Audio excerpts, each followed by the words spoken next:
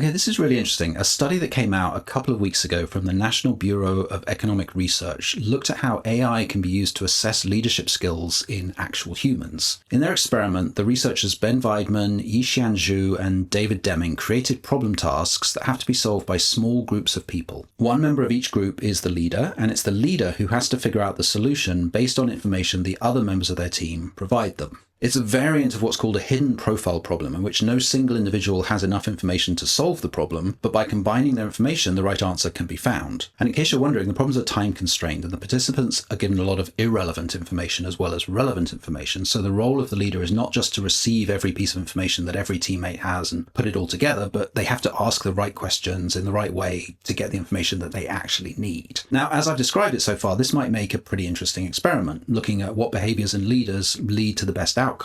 But these researchers had another question in mind. So half of the time, the leaders' teams were human, 3 humans, but half of the time they were talking to 3 instances of GPT-4o, a large language model or AI. So the real idea of the work was not so much to find out which qualities make a good leader, although they did cover that, but to see whether AI could be used to assess leadership capabilities. And you can probably see why this might be useful. First of all, it can make it quicker and cheaper and easier to do research like this, but much more importantly, it could also provide an unbiased and consistent way to assess people's leadership skills. In a video I published recently, I argued that we have a tendency to just throw engineers into leadership without giving them much in the way of training, and typically without doing any kind of assessment. So if we can find a way to do assessments of leadership using AI, I think we could dramatically improve the impact of leadership training, but also have a way of assessing who might make a good leader and who should just stick with individual contributions. And that last bit might sound a bit brutal, but the reality is that leadership is tough and it's not for everyone. I honestly think that some kind of assessment should be part of the process somewhere, even if it's just to see whether leadership training is working. Anyway, let's get back to the paper. Their findings were pretty compelling, although the authors themselves acknowledge that there are a lot of gaps remaining in their work. It's just a first step, really. But let's see what they found. So first of all, in terms of what makes a good leader, they found that the volume of communication measured by the number of words is not associated with good leadership.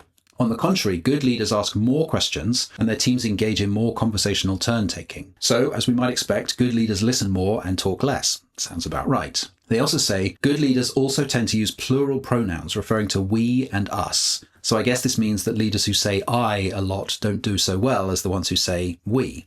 Again, makes sense. The impact of positive affect is robustly associated with team success on the human test, but not so with the AI measure. So this is interesting, and perhaps as we'd expect. Leaders that are friendly, happy, and kind do better than the ones that are maybe aggressive or miserable or something like that, but only when dealing with humans. When they're dealing with AI, it doesn't seem to make so much difference. So this does point to a problem with using AI to test leadership instead of using humans. They're not the same. Another measure the experimenters looked at was overconfidence. They assessed this by comparing participants' predictions of their own abilities with their actual performance and found that the most overconfident participants were also the ones that were most keen to take on leadership. And this ties back in with my point earlier. It's the people who believe most strongly in their own leadership abilities in advance of actually taking them on that tend to perform the worst, relatively speaking, and yet are the most willing to take on leadership. So an AI test is maybe not going to stop someone like that from wanting to go into leadership, but it might convince someone the other way around, someone whose confidence is lacking, that leadership could actually be a good path for them. Anyway, the main findings, though, of the paper were not about this stuff about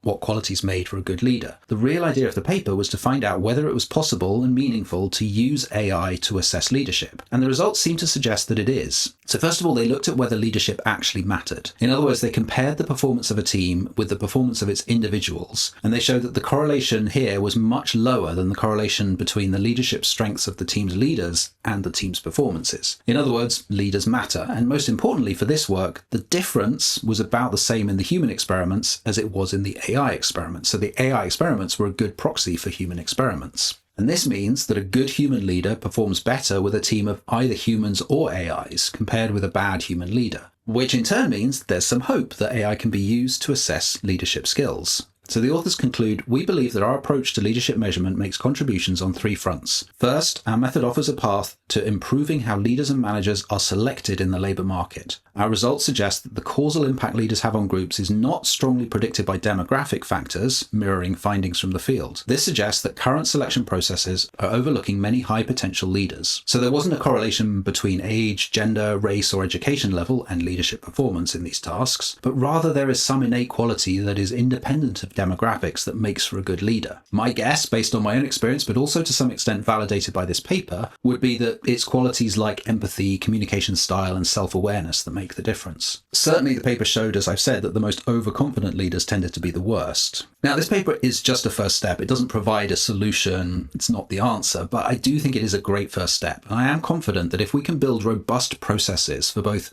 training and assessing leaders, then we can build happier, more productive, and more effective teams. And it does look like, and I believe, that AI can help us with at least the assessment part of that. If you want to hear more on the subject of how we just throw engineers and other technical folks into leadership roles and the problems this can cause, check out the video that's on screen now. And do let me know in the comments what you think about this subject. Do you like the idea of AI being used this way? Bye. See you soon.